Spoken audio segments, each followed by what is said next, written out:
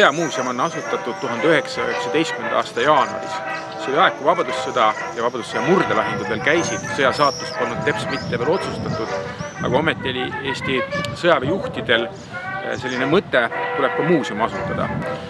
Ja asutatigi juba vabadussõja ajal siis Eesti vabastamise sõjamuuseum, mis tegutses 40. aastani, aga sellist institutsiooni muidugi okupatsioonivõimud sallida ei saanud, muuseum pandi kinni ja toonased sõjamuuseumi varad, kogud läksid väga suures osas kaotsi. Osad asjad on küll ka tänaseni ajaloomuuseumi kogus ja on õnneks säilinud ja mõned on siis ka ringiga meie ekspositsiooni tagasi jõudnud. Siia majja kolis sõjamuuseum või tegelikult siis sõjamuuseumi eellane Laidoneri muuseum 90. aastatel.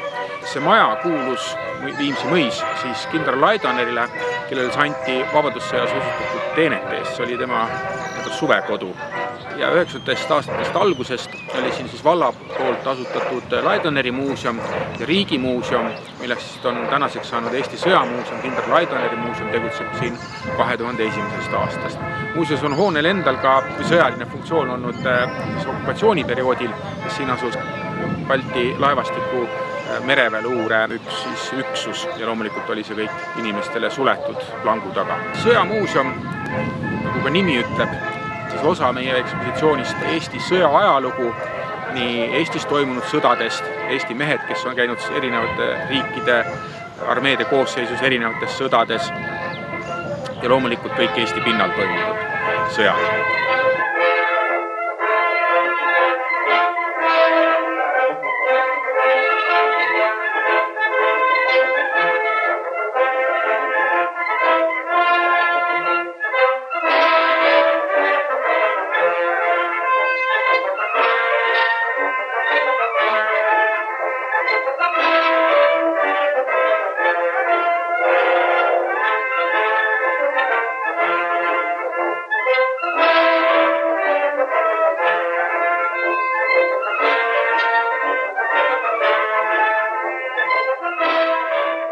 Teine osa ekspositsioonist puudutab kindral Laidoneri ja tema pere, nii nagu ka muuseumi teine pool on kindral Laidoneri muuseum.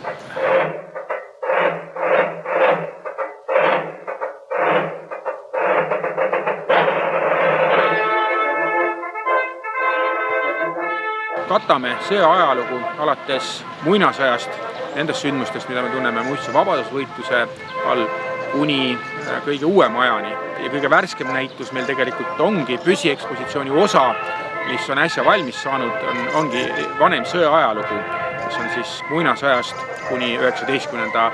sajandi lõpuni. Ja selle aasta lõpuks saab meil siin majas valmis siis värske näitus Rahva oma vägi, mis siis vaatleb rahuaegset sõjaväge 1920 kuni 1940 ja alates 1991. aastast. Lisaks sellele hoonele on meil siit mõnisada meetrit eemal ka rasketehnika angaar, kus saab näha siis raskemat rauda, nii masinaid, mõnda liiklussuurtükki, soomukit ja hulganisti siis kahureid.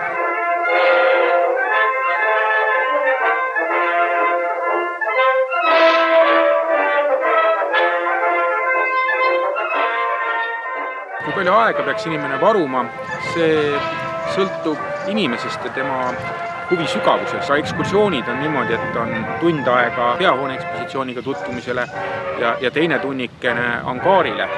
On kindlasti neid, kes teevad mõlemat tunniga, aga on neid, kes veedavad siin terve pool päeva.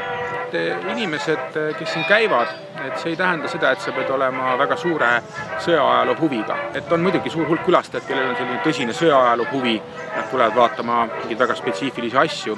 Aga on ka neid inimesi, kes satuvad siia ehk vaatama, et on kena mõis või satuvad mõne ürituse käigus, ütlevad, ei, mind see sõjaasjandus või relvad ei huvita, aga lõpuks avastavad ennast ikkagi selle ekspositsiooniga tutvumast ja et see ei ole kindlasti selline üdini militaarne, nii nagu ka sõda ja sõjaajalugu ei ole ainult seotud ju relvade, vormide ja otseselt sõjapidamiseks vajalike asjadega, et alati on olemas ju ka tsiviilühiskond, kodurinne ka neid teemasid me püüame oma ekspositsioonis kajastada. Muidugi relvadest peab rääkima, siis selline ajalooliste relvade ekspositsioon, ma arvan, on meil siiski praegu kõige suurem üldse Eestis, mida on võimalik näha kuni ka päris vanast ajast kuni kaasajani välja.